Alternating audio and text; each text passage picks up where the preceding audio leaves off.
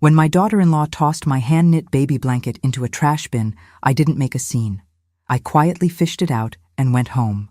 I'm Darlene Vance, 63, a retired county deeds recorder who spent decades tracking ownership. That night, my son called in a panic, realizing what was folded inside. My hands are not beautiful. They are wide-palmed, dry at the knuckles, and slightly crooked from 35 years of lifting heavy, leather-bound county plat books in the basement of the Columbiana County Courthouse. In East Liverpool, Ohio, we don't have much room for delicate things. It's an old pottery town nestled in the clay hills along the river, a place built on grit, soot, and sweat. My late husband, Thomas, worked 30 years at the kiln before his lungs gave out, leaving me with a 10-year-old boy named Julian and a mortgage that felt like an iron collar. I paid that mortgage off dollar by single dollar, working the deeds desk, skipping lunches, and sewing my own patches onto the elbows of my cardigans. So when I sit down to make something, I make it to last. I spent 4 months knitting that blanket for my first grandson. I didn't just buy cheap acrylic yarn from a big box store. I bought pure organic merino wool from a farm down in southern Ohio, and I dyed it myself in my kitchen using the golden marigolds I grow along my back fence. I wanted it to look like sunshine, the kind of warm, buttery light that used to pool on Thomas's favorite armchair in the late afternoon. Every stitch was a prayer for the little boy my son was bringing into the world. I even lined the back with a piece of heavy ivory silk I cut from my own wedding dress, the only truly beautiful thing I had ever owned. Inside that lining, I hand-sewed a small, concealed pocket. I know some of you sitting at your own kitchen tables right now, looking at your worn countertops and counting your pennies, know exactly how much love goes into a thing like that. You don't measure a gift by the price tag. You measure it by the skin worn off your thumbs and the hours of sleep you gave up to finish it. But my daughter-in-law, Chloe, didn't grow up in East Liverpool. She grew up in a gated suburb of Columbus where the air smells like manicured lawns and money that nobody had to sweat for. Julian met her while he was at Ohio State, a college education I paid for by taking out a second mortgage on my small bungalow and working night shifts cleaning offices. When Julian graduated, he started looking at me differently. He stopped wearing his flannel shirts. He started talking about branding and curating his lifestyle. And then he married Chloe. The baby shower was held at a boutique event space in an upscale neighborhood of Columbus called the Gilded Lily. It was a sterile, white-walled room that smelled of lavender water and expensive perfume. Everything was decorated in shades of beige and pale gray. When my lifelong friend Mabel and I walked in, wearing our Sunday best, which, for me, was a navy blue polyester dress I bought on sale 3 years ago, the room went quiet for a second.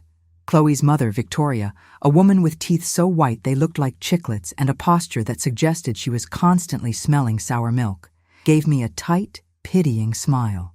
"Darlene, dear," Victoria said, her voice dripping with artificial sweetener, "you made it. We were worried the drive from the valley would be too much for your old sedan." "The Buick runs fine, Victoria," Mabel muttered under her breath, squeezing my arm. Mabel is a retired school bus driver who doesn't take nonsense from anyone. I gave her a warning look. We were here for Julian and the baby. I wasn't going to let a little high-nosed snobbery ruin my grandson's day. Julian was standing near the gift table, wearing a crisp linen shirt that cost more than my monthly utility bill. He looked handsome, but there was a nervous, hollow look in his eyes. He kissed my cheek, but his gaze kept darting over my shoulder, checking to see if anyone was watching him associate with a woman who had calluses on her fingers. "Hi, Mom," he whispered. "Glad you could make it. Just try to keep Mabel from talking too loud, okay? Chloe's boss is here." A cold draft passed through my chest.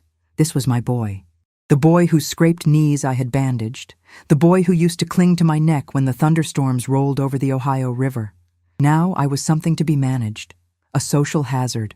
"I'll be on my best behavior, Julian," I said softly, holding my gift box tight against my ribs.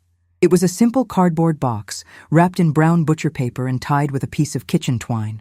It didn't look like the giant, glossy bags overflowing with tissue paper that crowded the table, but what was inside it was worth more than this entire room combined.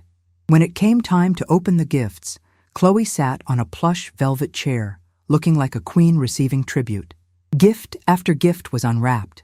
A designer stroller that looked like a lunar rover, organic cashmere onesies from France, a silver rattle from Tiffany's. The crowd gasped and clapped at every price tag. Then, Chloe picked up my box. She looked at the brown paper and the kitchen twine as if it were a dirty diaper. She snipped the string with a pair of tiny silver scissors and lifted the lid. When she pulled out my yellow blanket, the room fell dead silent. Against the backdrop of beige and gray, my marigold-dyed wool looked loud, vibrant, and fiercely alive. "Oh," Chloe said, her smile freezing on her face. She held it by the very edge of her manicured fingertips, as if she were afraid she'd catch something. "It's yellow." "It's hand-spun merino wool, Chloe," I said, my voice steady and clear across the room. "I dyed it myself with the marigolds from my garden. It's lined with the silk from my wedding dress. It's made to keep him warm." Victoria leaned over, squinting at it through her designer glasses. "Handmade? Oh, how rustic." "But darling, didn't we register for the organic French linen set? You know how sensitive the baby's skin will be. We really can't have him touching rough, home-dyed things. Who knows what kind of bacteria are in backyard flowers?"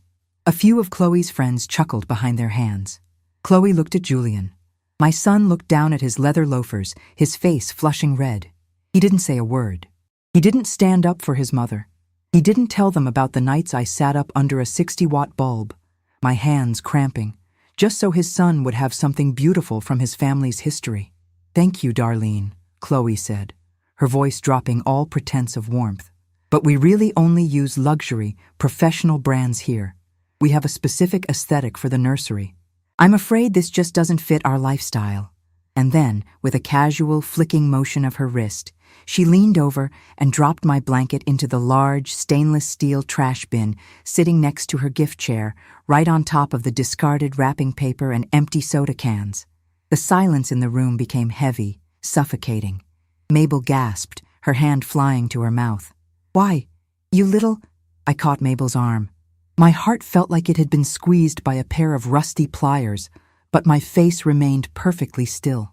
I have stood before angry county commissioners, crooked land developers, and arrogant lawyers who thought they could bully a county clerk. I had learned a long time ago that when people show you who they are, you don't scream at them. You just take notes.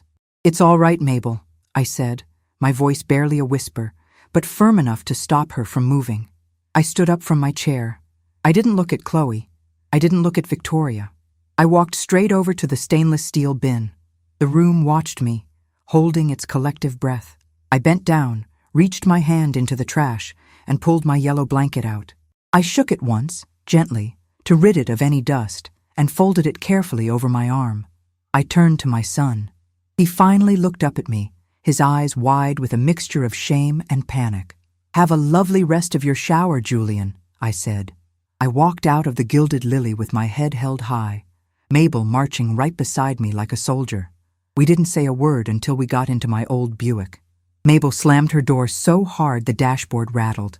"I can't believe you let her do that," Mabel cried, tears of pure anger shining in her eyes. "Darlene, that blanket was beautiful. And Julian, how could he just sit there? How could he let her throw your hard work into the garbage?" I started the engine. It gave its familiar, comforting rumble. I looked down at the yellow blanket resting on the seat between us. "She didn't just throw away a blanket, Mabel," I said, my voice quiet, carrying the weight of 35 years of legal certainty. "What do you mean?" I reached my hand into the folds of the yellow wool, sliding my fingers into the hidden pocket I had sewn into the ivory silk lining.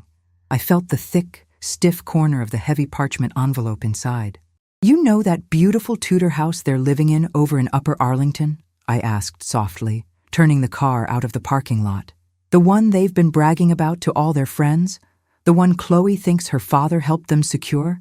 Mabel nodded, her brow furrowing. "The one with the big mortgage?" "There is no mortgage," I said. "I bought that house cash in hand 3 years ago with my retirement savings and the money Thomas left me. The deed is in my name. I let them live there rent-free so they could save up. And inside this blanket, folded up in this pocket, is the fully executed, unrecorded deed transfer I was going to hand them today as their final baby gift. Along with the deed is the physical bank certificate for the $150,000 trust fund I set up for my grandson. I looked out at the gray Ohio highway stretching ahead of us, back toward the hills of East Liverpool. They wanted luxury, Mabel, I said, a cold, quiet strength settling deep into my bones. But they forgot who owns the foundation they're standing on. We drove back to the valley in silence. I went home, brewed myself a cup of chamomile tea, and laid the yellow blanket over the back of Thomas's old armchair. I sat at my kitchen table, watching the shadows lengthen across my yard, waiting. At exactly 8:14 p.m., my phone began to ring. The caller ID showed Julian's name. I let it ring 4 times before I picked it up. "Hello, Julian," I said calmly. On the other end of the line, the silence was thick, broken only by the sound of ragged, heavy breathing. When my son finally spoke, his voice was trembling, cracking under a weight of sudden, terrifying realization.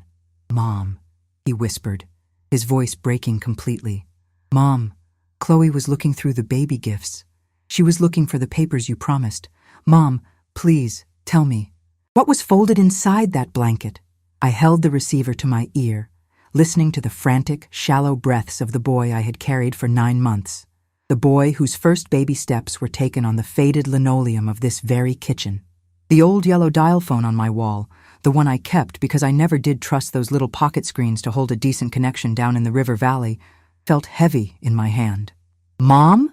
Julian's voice cracked again, sounding less like the polished Columbus marketing executive he pretended to be and more like the 10-year-old who had once dropped my favorite ceramic mixing bowl and tried to hide the pieces under the rug. "Please, she's hysterical. She said you had a folder. She saw a corner of a gold-embossed envelope sticking out of the lining when you pulled the blanket out of the bin. Mom, tell me she's wrong. Tell me you didn't bring the deed." I looked down at my kitchen table. It's an old pine table, scarred with grease pencil marks from the years I spent bringing home overflow work from the courthouse, checking legal descriptions by the light of a single kerosene lamp when the power went out during the winter storms. On that table sat my yellow blanket, folded perfectly, the marigold-colored wool catching the dim light of the overhead bulb. Beside it lay the thick, cream-colored envelope. "She isn't wrong, Julian," I said, my voice as level and quiet as the Ohio River on a summer morning. "It's exactly what you think it is." A sharp, choked gasp came through the line. In the background, I could hear the muffled, high-pitched screech of Chloe's voice, sharp as broken glass, demanding to know what he was saying. "Oh my God," Julian whispered. "Mom, the deed to the Waltham Road house? You actually signed it over to us?" "I had," I corrected him, placing my palm flat on the cool, textured wool of the blanket. "The transfer deed was fully executed. I spent 3 hours at the notary public's office on Tuesday morning, getting my signature stamped and sealed. I had the bank draft for the baby's college fund tucked right behind it. $150,000, Julian. Every penny of the life insurance money your father left me, plus what I saved from 35 years of skipping vacations and driving a rusted-out Buick. I wanted your boy to start his life without the shadow of debt hanging over his shoulders. I wanted him to know his grandfather still took care of him, even from the graveyard." "Mom, listen to me," Julian pleaded, his voice rising in panic. "It was a mistake. You have to understand, the shower was so stressful.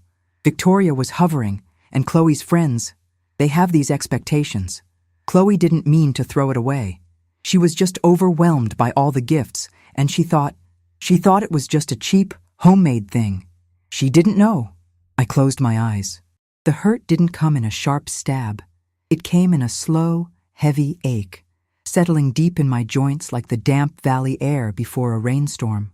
"She didn't know," I repeated, echoing his words. "So, if a gift is homemade, Julian, if it represents 4 months of an old woman's arthritic fingers cramping over a pair of knitting needles, it belongs in the garbage? Is that the rule in your new life?" No, of course not," he stammered. "But you know how Chloe is about her aesthetic. She's worked so hard on the nursery, she lost her head. Look, I'm coming down to East Liverpool tomorrow. We'll drive down first thing in the morning. We'll have a nice lunch at the diner, just you, me, and Chloe, and we can register the deed. We can fix this, Mom." I looked at the framed photograph of Thomas sitting on the sideboard. He was wearing his blue work shirt, his face covered in clay dust from the kiln. but his eyes were crinkled at the corners with that stubborn, quiet pride that kept us going through the leanest years. "No, Julian," I said softly. "You won't be registering anything tomorrow. I'm going to sleep now. My knees are aching from the drive." "Mom, wait!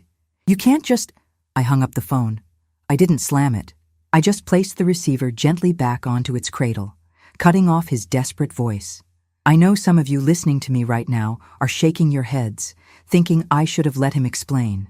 You're thinking about your own children, about the times you swallowed your pride because the love you have for them is bigger than any insult. But let me ask you this. When you let them stomp on your dignity and call it a mistake, are you really loving them? Or are you just teaching them that your love has no bottom and your respect has no value? I sat in the dark for a long time, listening to the old refrigerator hum in the corner. Then I stood up, took the cream-colored envelope, and walked down the narrow basement stairs to my workspace. My basement smells like old paper, damp concrete, and the lavender sachets I keep in my filing cabinets to ward off the silverfish. For 35 years, I was the county deeds recorder. I know how property works. I know how people try to hide it, how they try to steal it, and how they try to pretend they own things they never paid a dime for. I walked over to my heavy black accordion file, the one with the broken brass clasp that I'd secured with a thick yellow rubber band. I set it on my workbench and pulled the band off. Inside were the records of my life, the mortgage cancellation on my own bungalow, Thomas's death certificate, and at the very back, the file labeled 1322 Waltham Road, Upper Arlington. I pulled out the original purchase contract from 3 years ago. I didn't need a lawyer to read it. I had written the terms myself. When Julian and Chloe got engaged, they wanted to live in one of the most prestigious neighborhoods in Columbus. They had the champagne taste, but Julian was only making entry-level marketing money, and Chloe's father, despite Victoria's constant bragging about their investments, was heavily leveraged and couldn't spare a dime for a down payment. They came to me, sitting at my kitchen table, drinking my sweet tea. Julian had held my hand and told me they'd be stuck in a cramped, drafty apartment forever if I didn't help. So, I helped. I bought the Stone Tudor house outright, $420,000, cash. But because I spent my life dealing with land disputes and broken families, I didn't put their names on the title. I kept the deed in my name, Darlene Vance, a single woman. I signed a private lease agreement with them. They were to pay the property taxes and a nominal rent of $500 a month, just enough to cover the insurance and maintenance while they got on their feet. I told them that when they had their first child, when they proved they were ready to settle down and build a family, I would transfer the deed to them as a gift. I reached into the accordion file and pulled out the ledger where I meticulously recorded their payments, or rather, their lack of payments. I ran my finger down the columns.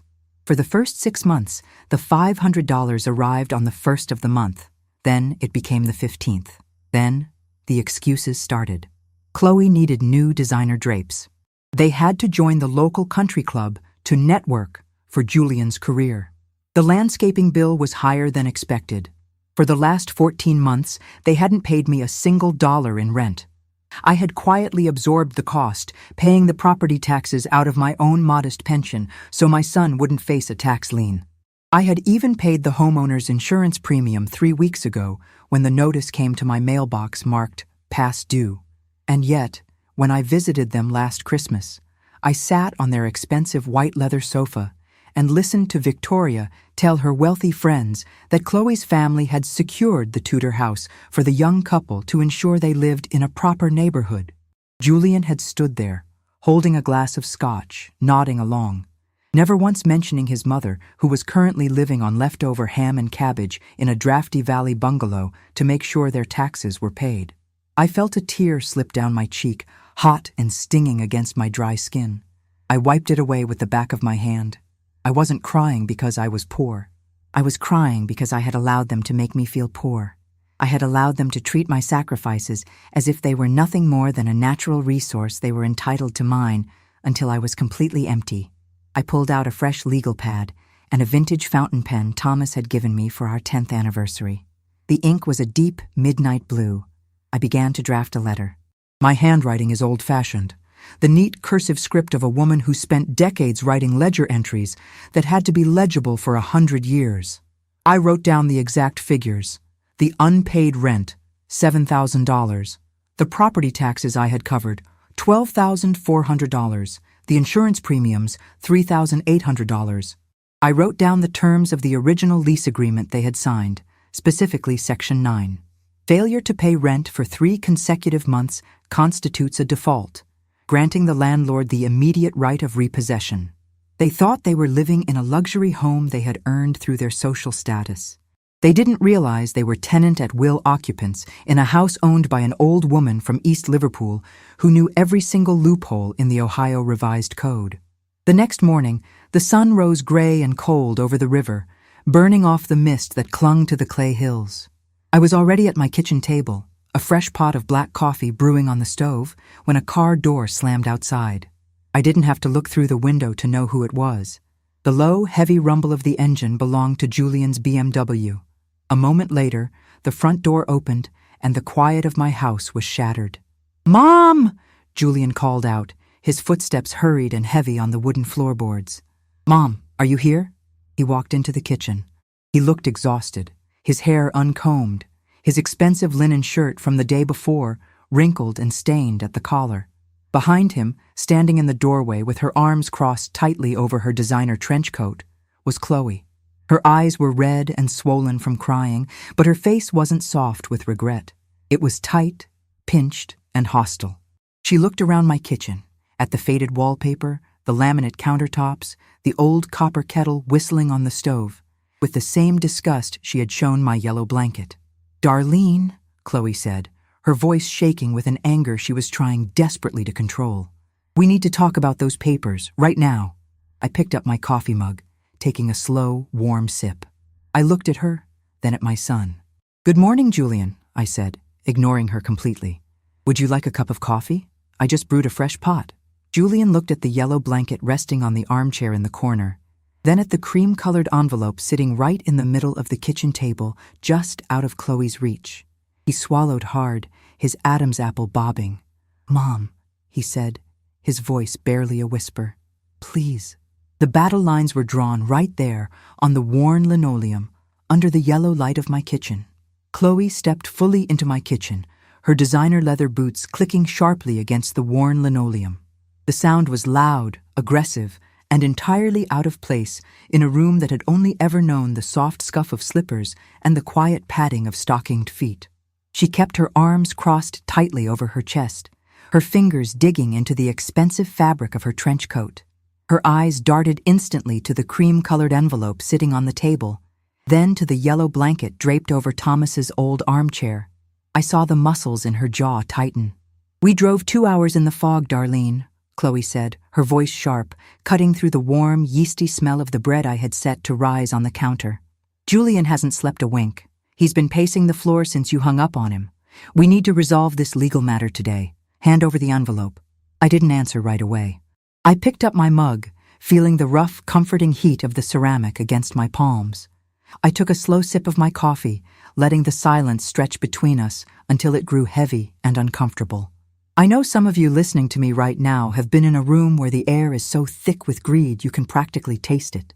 You know that look in someone's eyes when they aren't seeing you as a person, but as an obstacle standing between them, and what they think they're owed.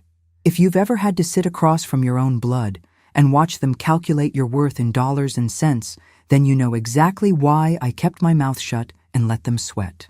"Darlene," Chloe repeated, her voice rising an octave, her patience fraying like a cheap rope. "I am speaking to you. That house in Upper Arlington is our home. My father's friends have all been told we own it. We've already hired a contractor to remodel the kitchen. We cannot have our lives put on hold because you decided to throw a temper tantrum over a homemade blanket." "Chloe, please," Julian whispered, reaching out to touch her elbow.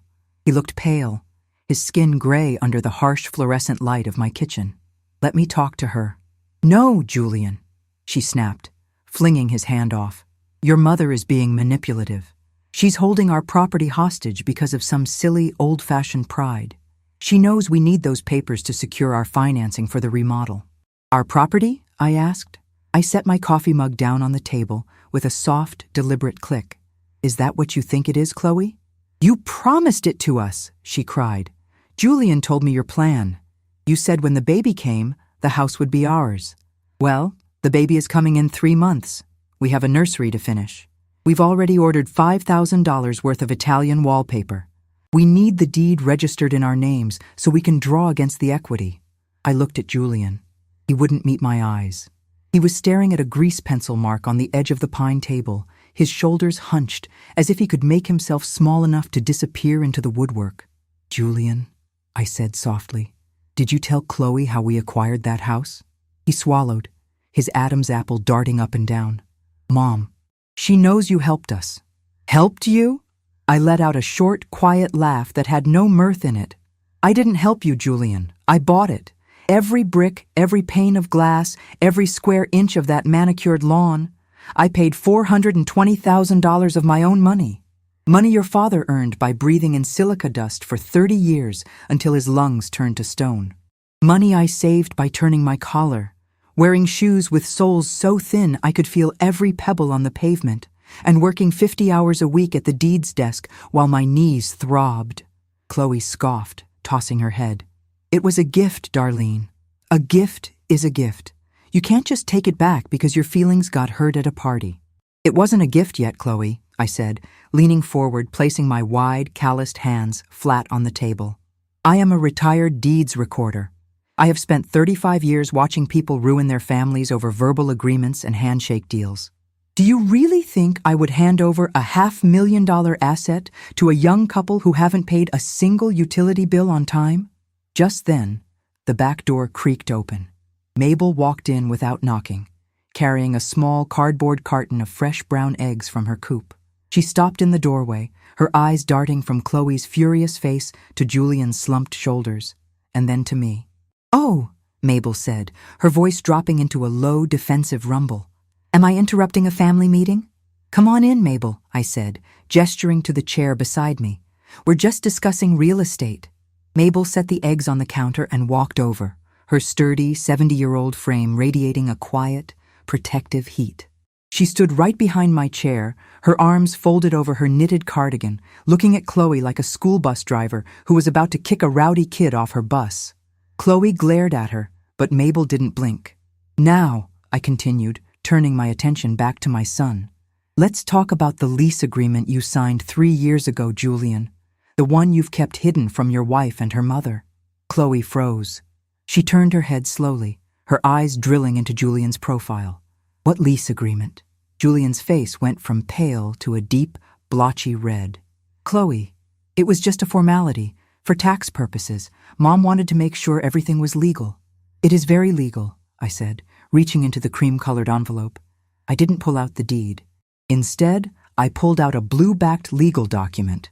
The original lease agreement, signed by Julian and stamped with my notary seal. Under Section 9 of this agreement, Julian, you agreed to pay $500 a month in rent, plus the annual property taxes and the homeowner's insurance. You agreed that if you failed to make those payments for 3 consecutive months, the lease would be in default, and I would have the immediate right to repossess the property. I slid the document across the table. It stopped right in front of Chloe. He hasn't paid me a single dollar of rent in 14 months, I said, my voice steady, carrying the weight of absolute truth. He hasn't paid the property taxes. I had to pay $12,400 out of my own pension last November so the county wouldn't put a lien on the house.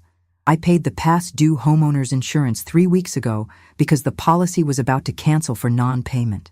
Your Italian wallpaper, Chloe, was paid for with the money that should have gone to keeping a roof over your head. Chloe's breath hitched.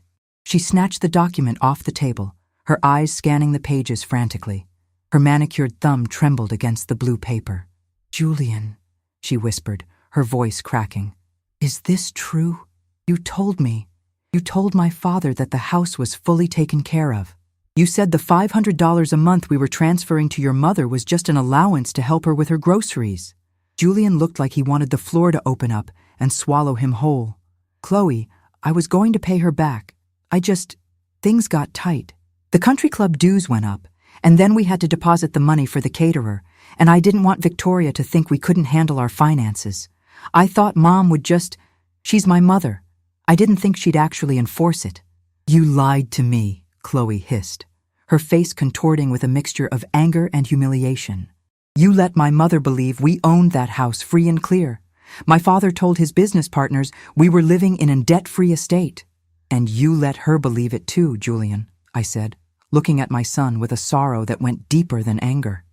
"You sat at my kitchen table, drank my tea, and then went back to Columbus and let your mother-in-law treat me like a poor relation who was lucky to be invited to your fancy parties. You watched your wife throw my hard work into the trash bin yesterday, and you didn't say a word because you were afraid she'd find out you're living on your mother's charity." The silence that followed was deafening. Even the whistling kettle on the stove seemed to quiet down, leaving only the steady, rhythmic ticking of the old clock on my wall. Chloe looked at the blue document in her hands, then at the yellow blanket on the chair, and finally at me. The haughty, superior look was completely gone, replaced by a cold, desperate calculation. She realized for the first time that the beautiful Tudor house, the social standing she bragged about, and the nursery she had curated so carefully did not belong to her. They belonged to me. She took a deep breath, trying to smooth her features back into a mask of polite composure, though her voice still trembled. "All right, Darlene," Chloe said, her tone shifting into something resembling a plea, though it was wrapped in a hard layer of necessity. "We made a mistake. I shouldn't have thrown the blanket away. It was insensitive. But we are a family. We are about to have your grandson. Surely you don't want your own grandson to be brought home to an apartment because of a financial misunderstanding. Let's just register the deed. We will pay you back the taxes and the rent. We can set up a payment plan." I looked at her. I saw right through her. She didn't care about my pension, or my arthritic fingers, or the hours I spent knitting that yellow wool. She only cared about the deed. She wanted that paper in her hand so she could walk back into her beautiful kitchen, lock the door, and never look at East Liverpool again. "I'm glad to hear you want to make things right, Chloe," I said, reaching into my apron pocket. I pulled out a second document, one I had drafted late last night on my legal pad and typed up on my old manual Smith Corona this morning. I laid it on the table. It was titled, "Acknowledgement of Debt and Tenant Status." "What is this?" Chloe asked, squinting at the typed lines. "It's a simple agreement," I said. "Before we discuss any transfer of ownership, we are going to regularize your tenancy. This document states that you acknowledge you are currently tenants at will, that you have no legal or equitable ownership interest in the property at 1422 Waltham Road, and that you owe me the sum of $23,200 for unpaid rent, taxes, and insurance. It also states that you will pay me $2,000 a month, $500 for current rent, and $1,500 toward the arrears, starting on the 1st of next month. If you miss a single payment, you agree to vacate the property within 30 days without the need for formal eviction proceedings." Julian gasped. "Mom, $2,000 a month? That's almost my entire take-home pay after taxes." "Then I suggest you cut back on your country club dues, Julian," I said, my voice cold as river ice. "And perhaps you can return that $5,000 Italian wallpaper." Chloe looked at the paper, then at Julian. She knew what this meant. If they signed, they were legally admitting they had no claim to the house. They were putting their necks directly into my legal collar. But if they didn't sign... "If we don't sign this?" Chloe whispered, her eyes dark. I met her gaze, my eyes steady, holding 35 years of courthouse authority. "If you don't sign," I said softly, "I will file the eviction paperwork at the Franklin County Municipal Court tomorrow morning at 9 o'clock. It will be a matter of public record. Your father's friends will be able to read all about it in the legal notices." The ticking of the clock seemed to grow louder as they stared at the paper, realizing the trap had just snapped shut around them. Chloe's hand hovered over the blue-backed document, her perfectly manicured fingers trembling so hard the diamond on her ring caught the morning light in fractured, frantic glints. For a second, nobody in my kitchen breathed. The only sound was the soft, rhythmic thump-thump of Mabel's heavy-soled orthopedic shoes as she shifted her weight near the counter, keeping her eyes locked onto the back of Chloe's neck like a hawk watching a field mouse. "This is blackmail," Chloe whispered, her voice losing its sharp upper-class edge and dissolving into something thin and ragged. She looked up at me, her eyes wide with a desperate, cornered fury. "You're blackmailing us. My father has lawyers, Darlene, real lawyers, not some small-town estate attorneys who handle wills for farmers. He will tie you up in court until you don't have a single penny left of your precious pension." I didn't flinch. I reached over and picked up my coffee mug, the heat of it warming my palms. "Your father is welcome to call me, Chloe, but before he does, you might want to ask him if he has the retainer fee to spare." Julian looked up sharply, his face pale and blotchy. "Mom, what is that supposed to mean?" "It means, Julian, that when you spend 35 years working in a county courthouse, you learn how to read the water before the storm hits," I said softly. I leaned back in my chair, looking directly at my son. "I know some of you sitting at your own kitchen tables right now have had to deal with people who pretend to be giants, people who look down on your small lives while they're standing on a pile of unpaid bills and borrowed luxury. You know the type. They wear the gold watch, but they can't pay the electric bill. Well, I've seen hundreds of them pass through my office, leaving a trail of foreclosures and broken promises behind them." Chloe snatched her phone off the counter, her thumbs flying across the screen. "I'm calling my mother. We're not sitting here letting some retired clerk threaten our family." She pressed the speakerphone button and set the device on the table. It rang twice before Victoria's voice floated into my kitchen, sharp and tinny, sounding as if she were speaking from another planet. "Chloe, darling," Victoria said, her tone dripping with that practiced country club ease. "Is everything sorted out with Julian's mother? Have you registered the deed yet? The designer is calling about the kitchen marble, and I told her we'd have the equity line approved by this afternoon." "Mom," Chloe choked out, a tear finally spilling over her thick mascara and running down her cheek. "Darlene is refusing to sign. She has a lease agreement Julian signed. She's threatening to evict us, Mom. She wants us to sign a paper saying we owe her over $23,000 in back rent and taxes. She's going to file it in court tomorrow." There was a sharp intake of breath on the other end of the line. The sterile warmth in Victoria's voice vanished instantly, replaced by a cold, venomous authority. "Darlene," Victoria hissed through the speaker, "I knew you were a difficult provincial woman, but this is low, even for you. You are trying to ruin your own son's life over a cheap, homemade blanket? It's pathetic. We will write you a check for the $23,000 right now, just to get your miserable face out of our children's lives. But you will sign that deed over today. Do you hear me?" I looked down at the cream-colored envelope sitting on my pine table, then at the phone. I didn't raise my voice. I didn't have to. "Victoria," I said, my voice as steady as the clay hills of East Liverpool. "I hear you. But before you write that check, I think you should check your husband's corporate filings. Specifically, the 3 active tax lines filed against his commercial development firm in Franklin County last month, the ones totaling $84,000. The silence that fell over the phone was absolute. It was the kind of quiet that follows a lightning strike right before the thunder splits the sky. What are you talking about?" Victoria stammered, her high and mighty tone suddenly cracking down the middle. "I may be retired, Victoria, but my login to the statewide property and corporate registry database still works," I said, leaning forward. "And because I love my son, I did a little digging when he first told me he was marrying into your family. I wanted to make sure he wasn't stepping into a trap. Your husband's firm hasn't broken ground on a new project in 2 years. Your home in Upper Arlington, the one with the grand stone pillars and the manicured boxwoods, has a notice of default filed against it by Chase Bank. You're 3 months behind on your mortgage, Victoria. You don't have $23,000 to give Chloe. You don't even have the equity to refinance your own husband's Mercedes." Chloe turned to look at her husband, her face completely drained of color.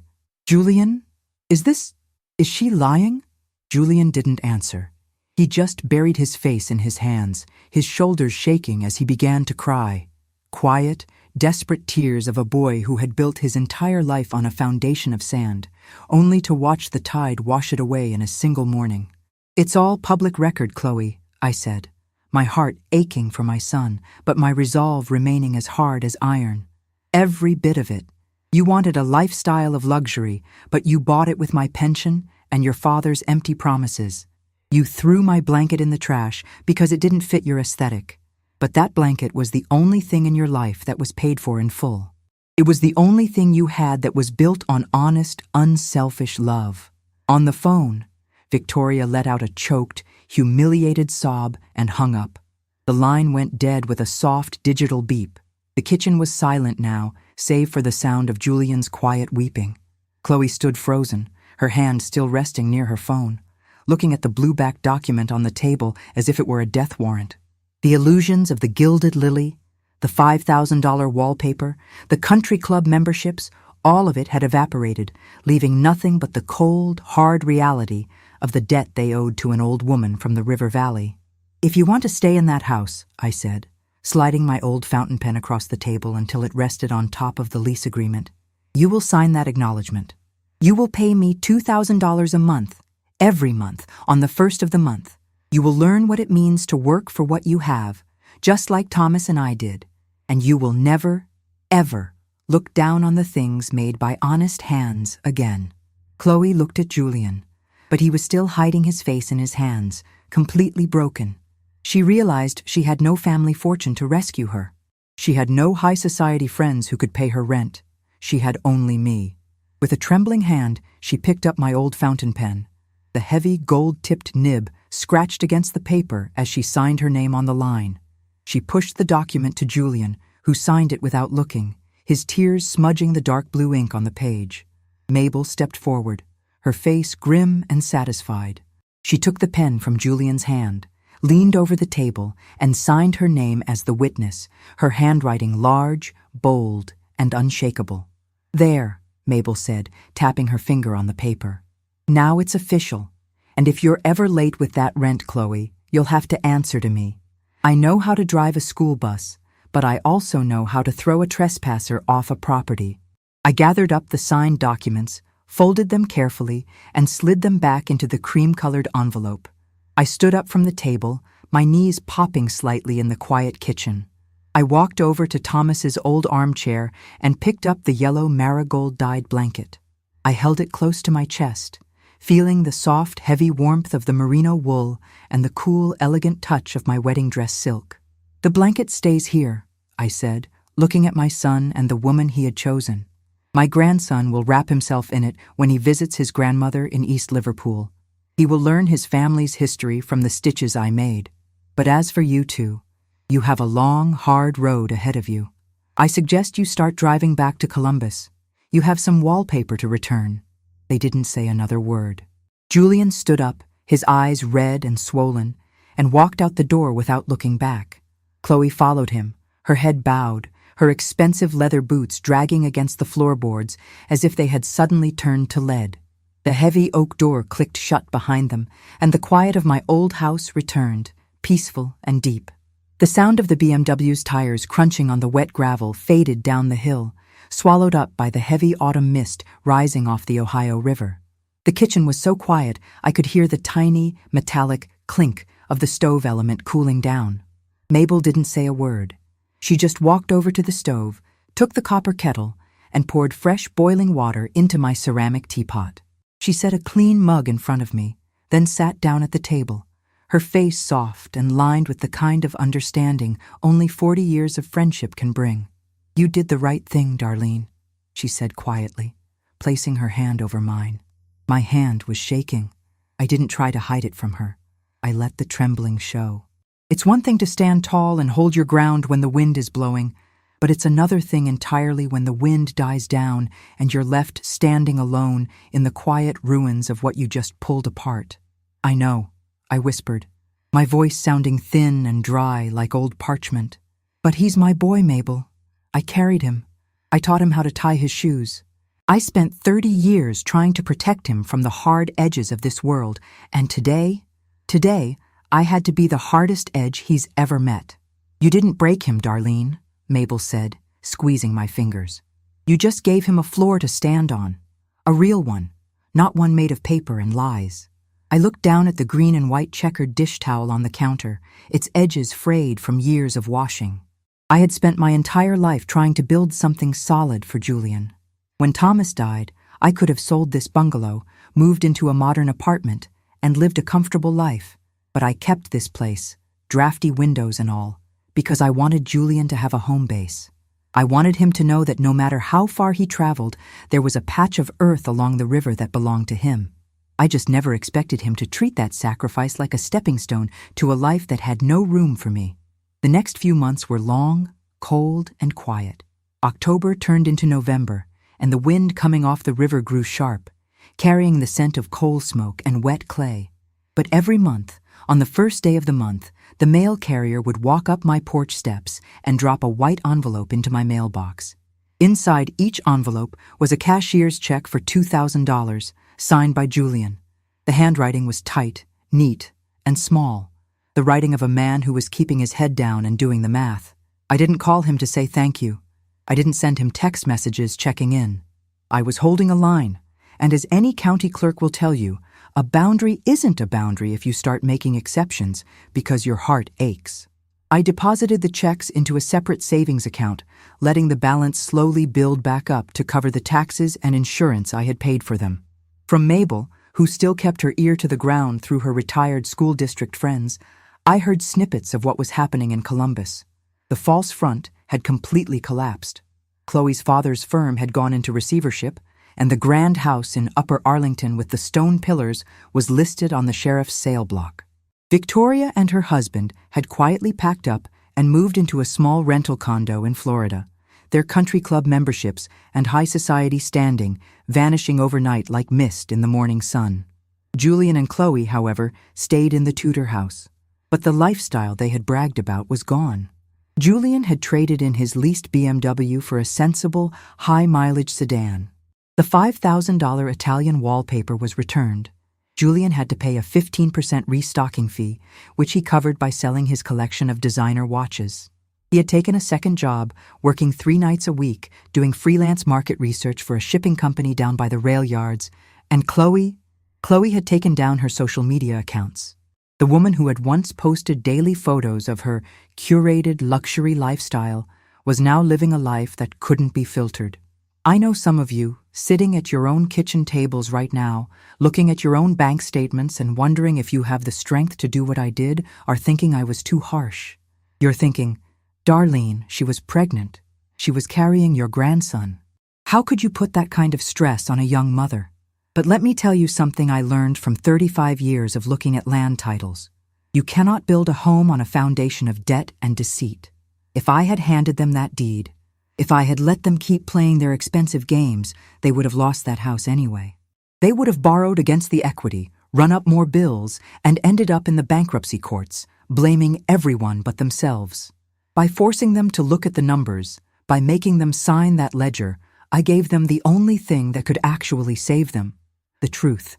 In late February, the snow came down heavy in the valley, blanketing the clay hills in a thick, silent white.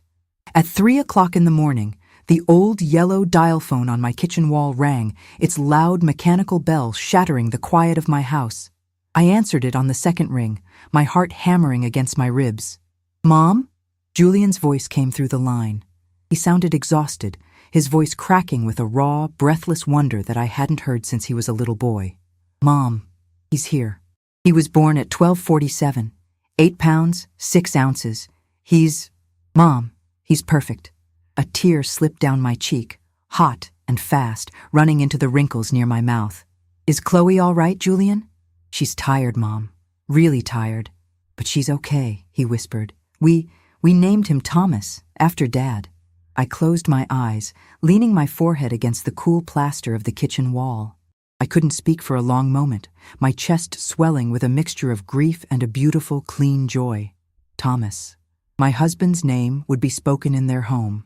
The man who had worn himself out in the kilns would have his name carried by the boy who would never have to breathe in that dust. "I'm coming up, Julian," I said softly. I didn't wait for the sun to rise. I packed a small overnight bag, took the yellow marigold-dyed blanket from the back of Thomas's armchair, and wrapped it carefully in a clean cotton pillowcase to keep the snow off. I drove my old Buick through the dark, snowy Ohio highways, the headlights cutting through the swirling white flakes, my hands steady on the steering wheel. When I walked into the hospital room in Columbus, the sterile white walls smelled of antiseptic and floor wax. Victoria wasn't there. There were no designer balloons, no high society friends, and no expensive floral arrangements cluttering the counters. There was only Julian sitting in a plastic chair by the window, his eyes dark with fatigue, and Chloe lying in the hospital bed. She looked smaller than I had ever seen her. Her hair was pulled back in a messy ponytail, her face pale and devoid of makeup, her eyes wide and soft as she looked down at the tiny bundle in her arms. When she saw me enter, she didn't stiffen. She didn't look away. I walked over to the side of the bed, the old rubber soles of my shoes squeaking quietly on the linoleum. I reached into my bag and pulled out the yellow blanket. I unfolded it, the bright, buttery marigold wool catching the fluorescent light of the hospital room. The ivory silk lining, cut from my own wedding dress, looked soft and timeless. "I brought this," I said, my voice quiet, offering it to her. Chloe looked at the blanket, and then she looked up at me. For the first time since I had known her, there was no barrier between us. There was no social status to protect, no image to maintain. She was just a mother, holding her child, looking at another mother who had walked the road before her. She reached out her hand and took the edge of the blanket, running her fingers over the hand-spun wool, tracing the stitches I had made during those long, quiet nights in the valley. "It's beautiful, Darlene," she whispered, her voice trembling. It's so warm." She gently wrapped the yellow wool around her son, tucking the ivory silk close to his soft, pink cheek. Little Thomas stirred, letting out a tiny, contented sigh as the warmth of his grandfather's memory and his grandmother's hands settled around him. Julian stood up from his chair, walking over to stand beside his wife. He put his arm around her shoulders, and for the first time in 3 years, he looked me straight in the eye without any shame, without any fear.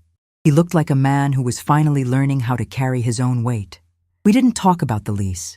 We didn't talk about the $2,000 a month, or the taxes, or the corporate filings. There would be time for that later. For now, there was only the quiet warmth of a newborn baby, wrapped in a blanket that had been pulled from the trash and restored to its proper place. It's been 2 years since that snowy night in the hospital. On Thomas's 2nd birthday, we gathered at the Tudor house in Upper Arlington. The kitchen wasn't remodeled with expensive Italian marble.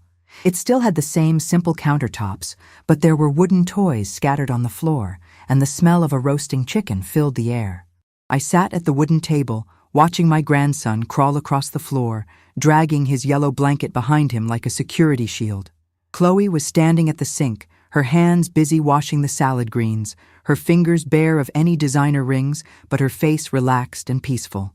Julian was sitting next to me, showing me a flyer for the small, independent marketing business he had just started with a partner from the logistics firm. "We're doing it on our own, Mom," he said, his voice quiet and filled with a steady, quiet pride. "No loans, no favors, just hard work." I reached into my purse and pulled out a small, flat jewelry box. I set it on the table and pushed it toward him. "What's this?" Julian asked. "Open it," I said. He lifted the lid. Inside was the fully executed, registered deed to the Waltham Roadhouse, now officially in their names, along with the bank certificate for the $150,000 trust fund. I had kept the money untouched, letting the interest grow, waiting until they were ready to receive it not as a right, but as a legacy. Julian looked at the papers, and then he looked at me, his eyes filling with tears. "Mom, we don't need this anymore. We're paying the rent. We're doing fine." "I know you are, Julian," I said, reaching over to squeeze his hand, my wide, calloused hand holding his. "And that's exactly why you're finally ready to own it."